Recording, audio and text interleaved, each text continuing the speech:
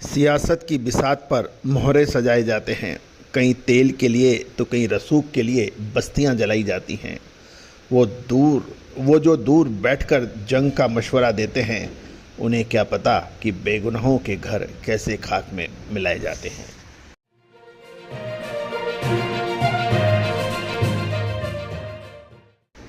दोस्तों नमस्कार, colonel Ajay, CEO Ajay astro money group first global astro finance digital channel से आपसे मुखातिब होता हूं। आज शनिवार 28 मार्च सन 2026।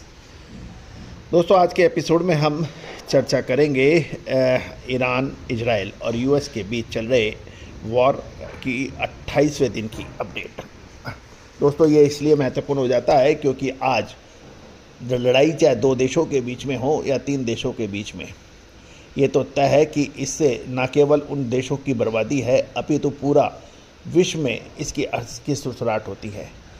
आज ईरान और इजराइल के बीच चल रहे युद्ध में अमेरिका का जो साथ हो रहा है, उसकी वजह से पूरा विश्व इसकी चपेट में है। इसीलिए हर महत्वपूर्ण घटना का अपडेट आप तक पहुंचाएं, ये हमारा फ़र्ज़ है। दोस्तों मैं आप लोगों का धन्यवाद प्रेषित करता हूं, शुक्रिया अदा करता हूं कि आपने हमारे चैनल को नंबर 1 चैनल बनाने में जो हमारी सहायता और हमें आशीर्वाद दिया है। हम प्रयास करेंगे कि आपकी आशाओं पर हम खरे उतरें। जानिए रिपोर्ट विस्तार से। दोस्तों 28वें दिन ईरान, इजराइल और अमेरिका के बीच लड़ाई जारी है। वो अमेरिका जो कहता ऐसी जो हर घर की पसंद बने। सुधा महेश ठक्कर, हल्दी के विश्वसनीय निर्यातक। आज ही संपर्क करें। था कि ईरान घुटनों पे आ जाएगा, जूते चाटेगा, तलवे चाटेगा। तो दोस्तों अभी तक तो ऐसा नज़र नहीं आया। विश्व की नंबर 1 शक्ति अमेरिका और इजराइल के संयुक्त प्रयासों से भी ईरान नेस्तनाबूद अभी तक नहीं हुआ है, जबकि ईरान ने अमेरिका और इजराइल का के नाक में दम कर रखा है। तो दोस्तों इसलिए कहा जाता है कि किसी को भी आप छोटा इतना मत समझो कि उसकी हस्ती ही आप मिटा दोगे। ऐसी बातें करना निश्चित रूप से ना तो ये प्रैक्टिकल संभव है। आज चींटी हो या हाथी, दोनों का अस्तित्व उतना ही महत्वपूर्ण है। उसका साइज, उसका आकार, उसकी ताकत, चींटी और हाथी दोनों की अपनी अपना अस्तित्व रहेगा। हाथी ये चाहे कि चींटी का अस्तित्व मिटा दिया जाएगा, ये संभव ना था, ना है, ना आगे होगा। इस बात को समझना आवश्यक होगा। दोस्तों फाइनली खबर निकल के आ रही है कि बातचीत का दावा करने वाले अमेरिकन राष्ट्रपति डोनाल्ड ट्रंप ने ईरान को अब नई मोहलत दे दी है। उन्होंने एक ट्वीट करते हुए एक स्पेशल मैसेज लिखा, हमने ईरान की सरकार की गुजारिश पर एनर्जी प्लॉट्स पर 10 दिनों तक के लिए हमले टाल दी हैं और ये छूट 6 अप्रैल रात 8 बजे तक लागू रहेगी। और ये भी कहा गया है कि फेक न्यूज़ के उलट हमारी बातचीत बहुत अच्छी तरह से चल रही है। इसके बावजूद ईरानी सेना ने ये चेतावनी दी है, पूरी खाड़ी क्षेत्र में जिन होटल्स में अमेरिकन सैनिक ठहरे हुए हैं वह होटल युद्ध में निशाना बन सकते हैं। सशस्त्र बलों के प्रवक्ता अब्दुल फजल शेखरची ने कहा है कि अमेरिकन सैनिक जिस होटल में रुकेंगे वह अमेरिका का होटल माना जाएगा। गौरतलब है कि खाड़ी के देशों में अमेरिकन बेस के जो अमेरिकन सैनिक हैं वो अपने बेस छोड़कर, मैं फिर दोहरा रहा हूँ, वो अपने अमेरिकन मिलिट्री बेस छोड़कर होटल्स में शरण लिए हुए हैं, ऐसा कहना है लोगों का। और ईरान ने अब चेतावनी दे दी है कि इन अमेरिकन सैनिकों को यहाँ से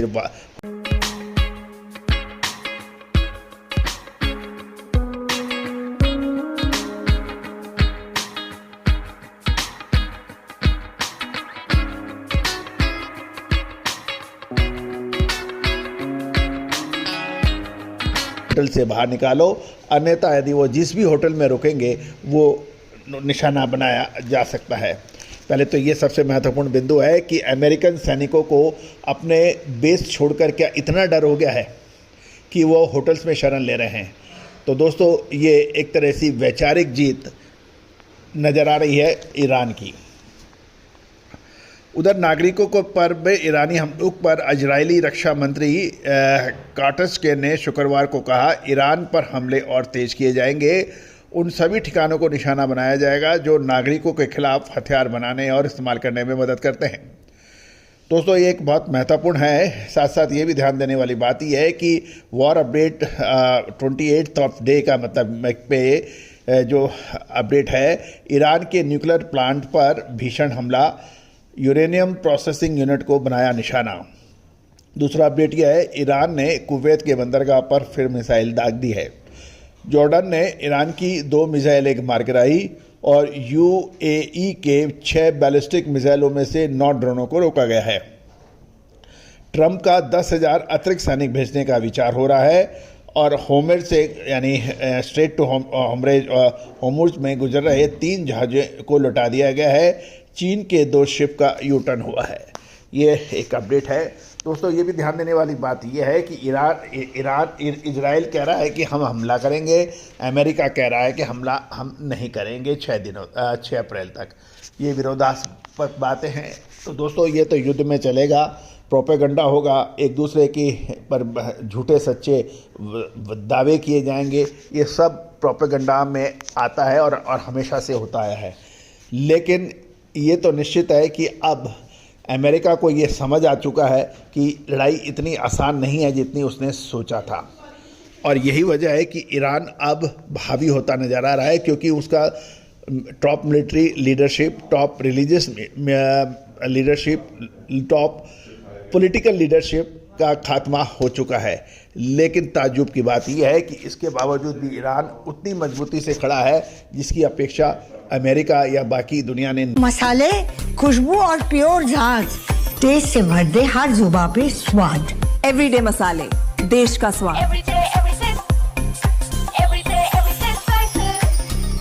नहीं की थी। तो दोस्तों, अब लड़ाई एक निर्णायक मोड़ पे पहुंच चुकी है। अब अमेरिका के पास पीछे हटने के अलावा और कोई रास्ता है नहीं, क्योंकि उसका तो एम है वो पूरा हो चुका है। अब लगातार लड़ाई जितनी ज़्यादा लंबी रुकेगी उतना ही अमेरिका और इजराइल को नुकसान होगा।